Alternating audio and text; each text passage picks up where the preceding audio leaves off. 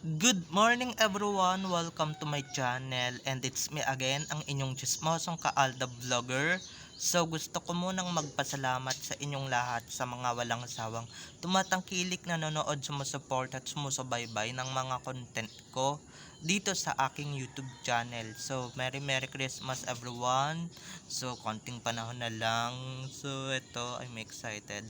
So eto wag ninyong babaktawan o lalaktawan tong ating main topic ngayong araw. I'm sure na hindi ninyo pagsisisihan na pinanood nyo to mula umpisa hanggang hulihan. And syempre, wag kayo mag-i-skip ng segments, okay? So eto na, dumako na tayo sa ating main topic for today's video. Naaalala nyo ba guys yung may isang opening number noon sa Itbulaga kung saan ginaya ni Baste, ni Raisa May, ni Alden at Main yung mga international stars. Eto nga, eto nga ang chismis bukod doon sa nanggaya sila, no. Um, dahil 'di ba nagsayaw sila doon. And hello guys, eto wala man lang kareklamo na hindi man lang flinch ni Main Mendoza yung hands ni Alden Richards kung saan nahawakan si Main sa private part niya, 'di ba? So, palibhasa sanay na kasi. So, eto na guys, watch this, mamaya ipapaliwanag ko sa inyo ng buong buo. So, eto na guys, watch this. At kung nakita nyo na ngayong recap, so once again, say TTO sa mga admins. So maraming salamat sa inyong lahat kasi kung hindi dahil sa inyo, wala ako dito sa kinalalagyan ko. And syempre, 'di ba, kung hindi dahil sa mga supporters ko, thank you so much guys. And syempre sa mga nagbibigay sa akin ng updates, maraming salamat po sa inyong lahat. So eto na, dumako na tayo sa ating main topic for today's video. Like what I said earlier, eto guys, mini throwback lang tayo or flashback Friday ngayon tayo ngayong araw. Dahil eto nga, um, like what I said earlier, um, naaalala nyo ba yung isang portion doon sa Itbulaga? Opening yon guys.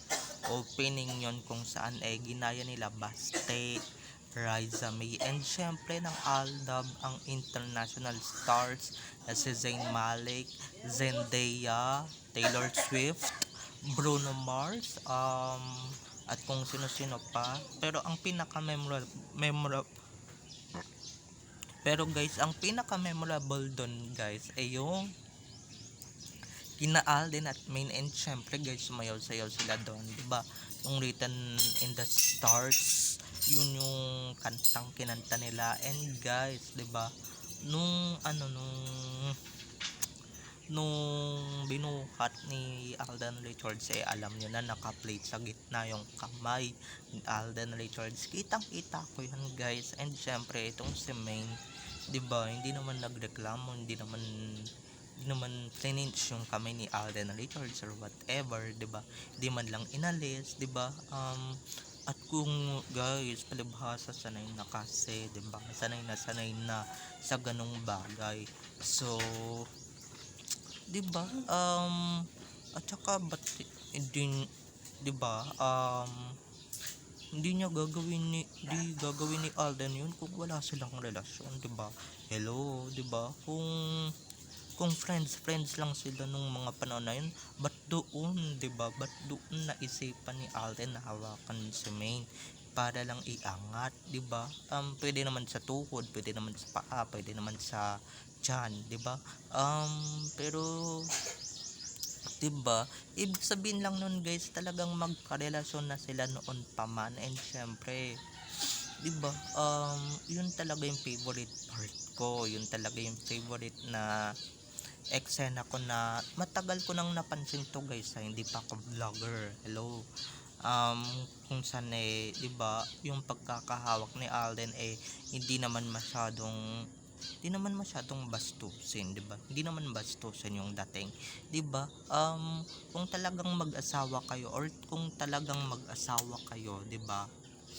gagawin at gagawin mo yun, 'di ba? Ay, pero kung hindi naman kayo mag-asawa, ba't gagawin mo yung ganong bagay, 'di ba?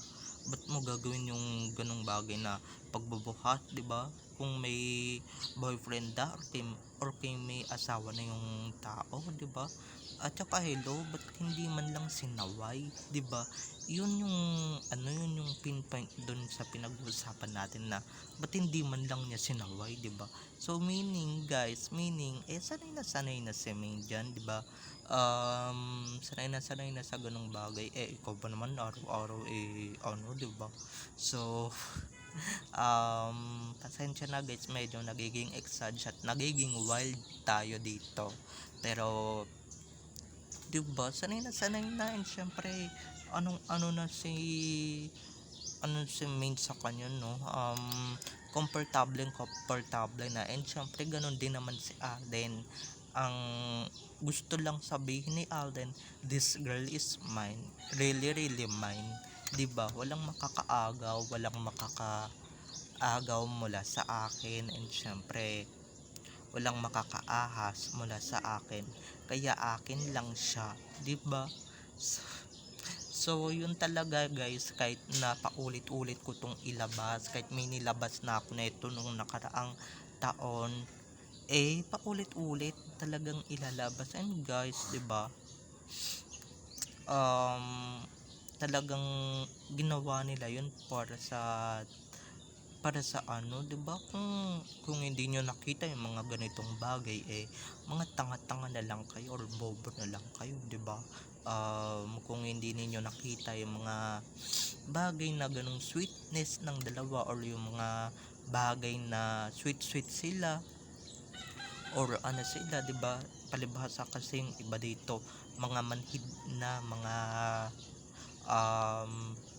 na kung ituring, or wala nang pakiramdam, 'di ba? Hindi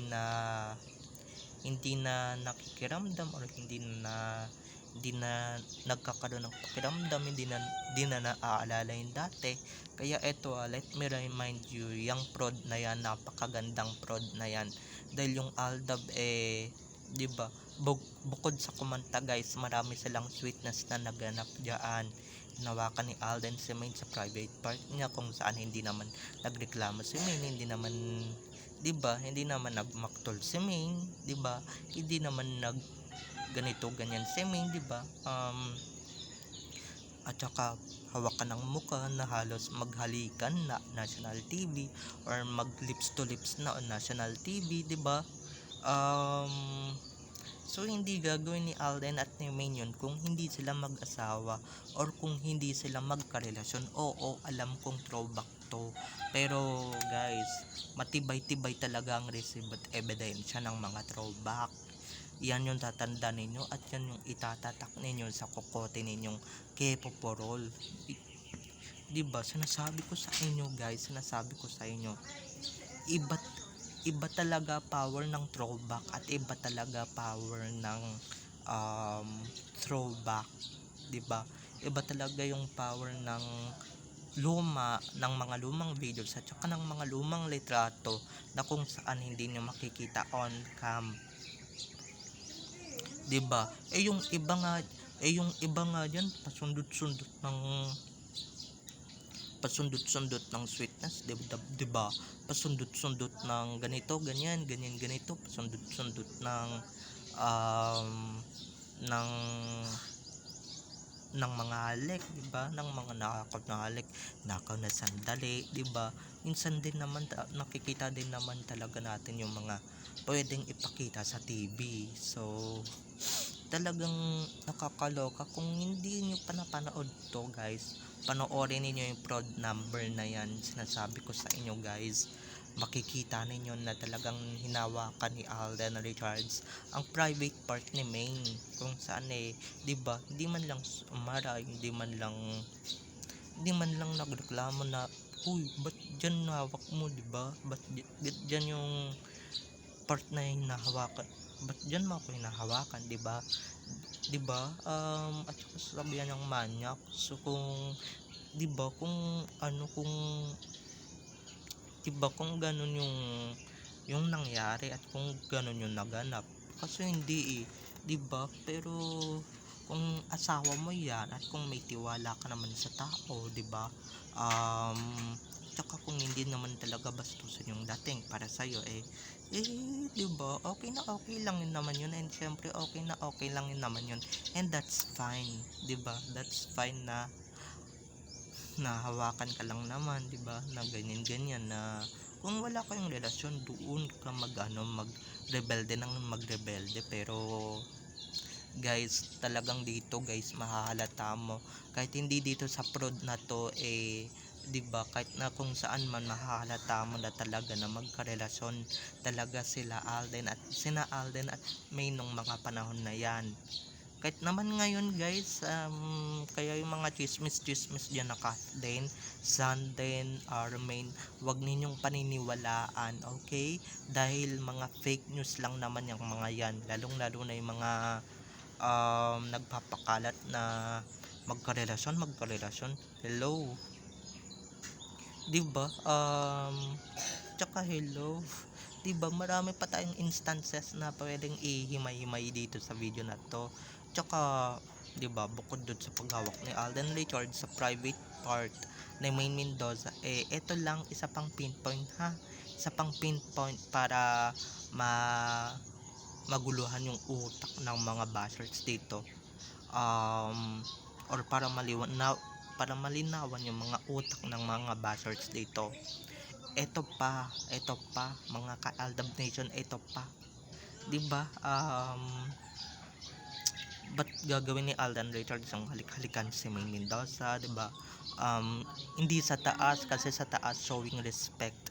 Kasi sa baba, 'di ba? Sa baba ng lips siya inalikan. So, alam niyo na. At saka yung mga sweetness ni Alden Richards, 'di ba? Sweetness nilang dalawa sa EB, sa on and off cam, 'di ba? Ba't gagawin ni Alden yun or ba't nila gagawin yun kung wala silang relasyon in the first place, 'di ba? Kung wala silang tunay na relasyon at kung hindi talaga sila magkarelasyon ng mga panahon na yon, sige nga, kayo nga, ipaliwanag nyo nga mabuti, ipaliwanag nyo nga maigi kung ba't nila ginagawa to nang wala man lang relasyon na namamagitan sa kanilang dalawa. 'Di ba? Connect the dots na lang mga ka-ADN, connect the dots na lang. And syempre, ano na rin 'yan, matibay na matibay at pwede natin itong ilabas. Yung mga Kathleen, Sanden, Armain dyan, 'di ba? Wala naman silang mailalabas. Puro lang naman sila kadada, puro lang naman sila kuda. Tayo bukod sa naglalabas na tayo or nag-aano na tayo, 'di ba, may matibay-tibay din naman tayong resibo at ebidensya, 'di ba? So, baliwalain na lang natin yung mga taong nagpapakalat ng fake news, lalong-lalo na kung lilima or sa 10 lang naman silang nagpapakalat ng fake news, 'di ba? Dito tayo sa legit, and syempre dito tayo sa matibay-tibay na ebidensya at resibo, okay? So, don't forget to subscribe to my YT channel, and syempre wag ninyong kalimutan na i-click ang notification bell para sa ganun ma-notified kayo sa mga susunod ko pang i-upload na mga videos tungkol kina Main at Alden, and syempre tungkol sa kanilang mga buhay-buhay inside or outside man yan sa showbiz, okay? So, bye-bye na mga ka-ADN. I love you all. Have a nice day. Keep safe and God bless. Enjoy watching everyone. Happy Friday everyone. Bye-bye.